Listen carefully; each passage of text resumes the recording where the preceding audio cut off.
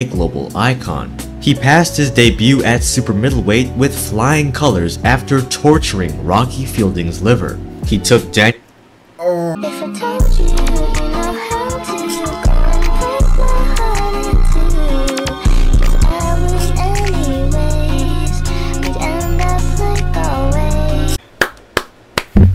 the word, TJ? I mean, you know, over here we got the truth about Canelo's weak resume.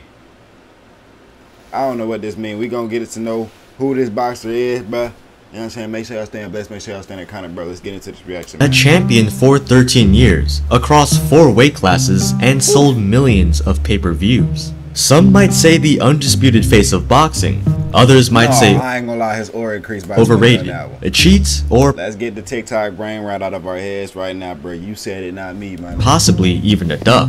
Canelo Alvarez is a lot of things, but the people criticizing his resume are overlooking one major factor.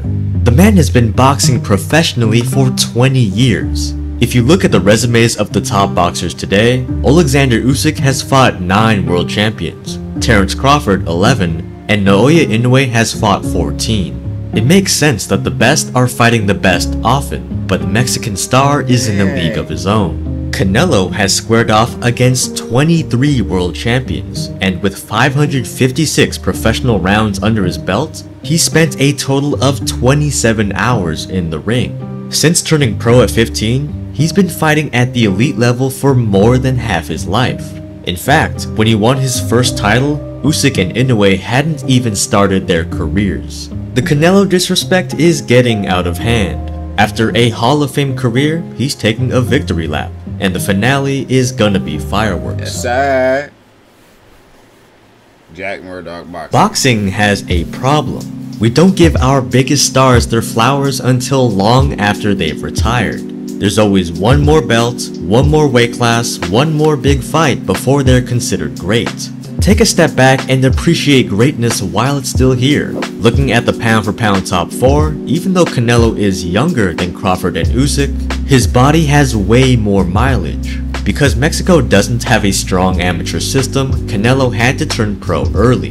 This was a teenager fighting grown men, while the others were still fighting in amateur gloves and headgear. His longevity should not be taken lightly. They're all 4 division world champions and they're all undisputed. But Canelo has been selling out arenas for years while the others were still fighting on undercards. And when you take into account the fact that he started his career at 140 pounds, his current campaign at 168 and 175 is far more impressive. Canelo's not a big guy, but he's got lightweight skills with light heavyweight power. Oh, I ain't gonna lie, I thought he was down. Take a look at this side-by-side comparison from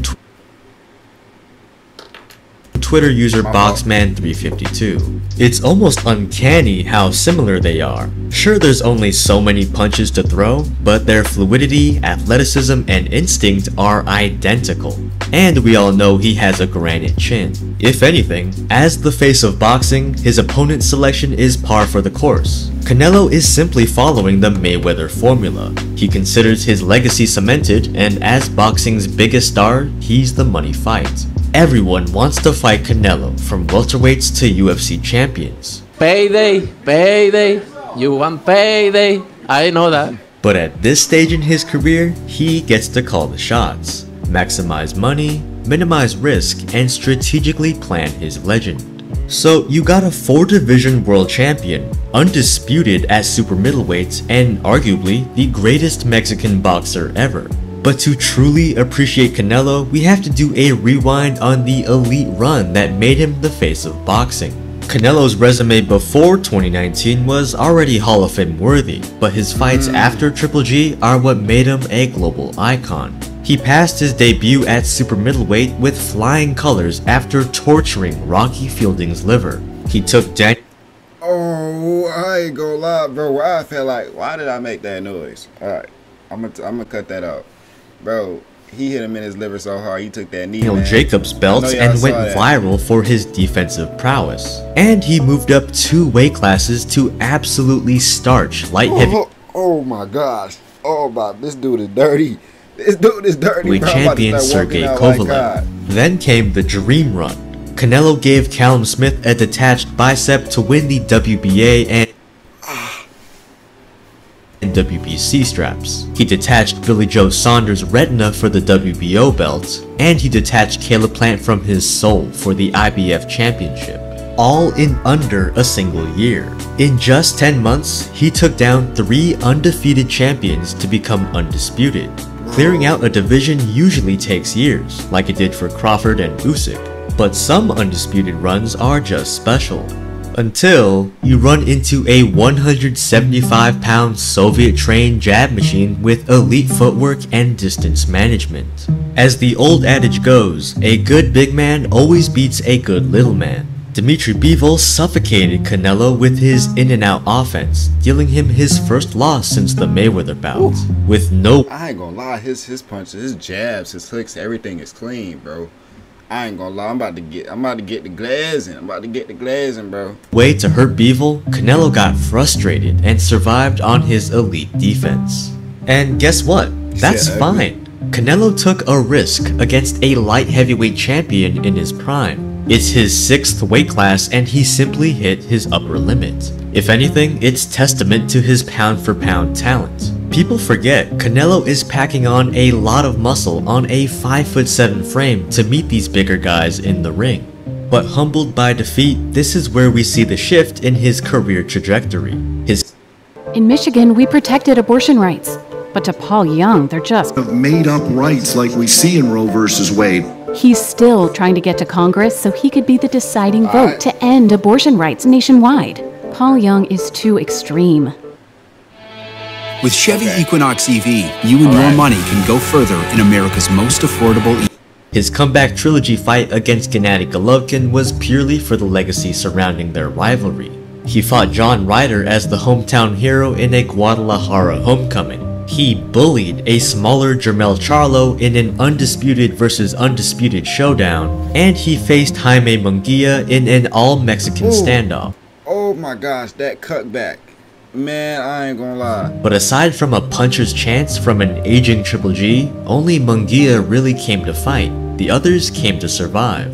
Like Mayweather before him, he minimized brain damage and prioritized generational wealth. But this time, it's different. Floyd was a defensive specialist, and while Canelo has Matrix-level defense himself, let's not forget, the man is a Mexican boxer. ¡Viva México, cabrones! As long as he's breathing, he's gonna come forward, throw hooks to the body, and chase the knockout. Canelo's last 3 fights may have been decisions, but there has been no lack of knockdowns and excitement, which makes his upcoming fight against Edgar Berlanga especially interesting. Live on DAZN on September 14th, Canelo will be stepping through the ropes for the 66th time in his career, looking to knock out the young undefeated prospect from New York. Don't get me wrong, Berlanga can punch and still has unbeaten confidence, but I get the feeling that Canelo wants to make a statement. After knocking down his last 3 opponents, the fans want a finish. Oh my gosh. What? Oh my, he was aiming for something, but I don't think it was the player, bro. You alright, buddy. Get up.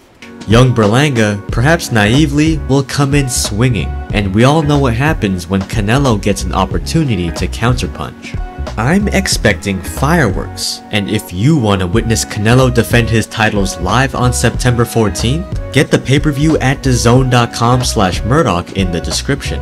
Plus, if you buy the fight using my link, you'll also get a don't miss a single highlight. Sign up for the global home of boxing at DAZN.com/Murdoch.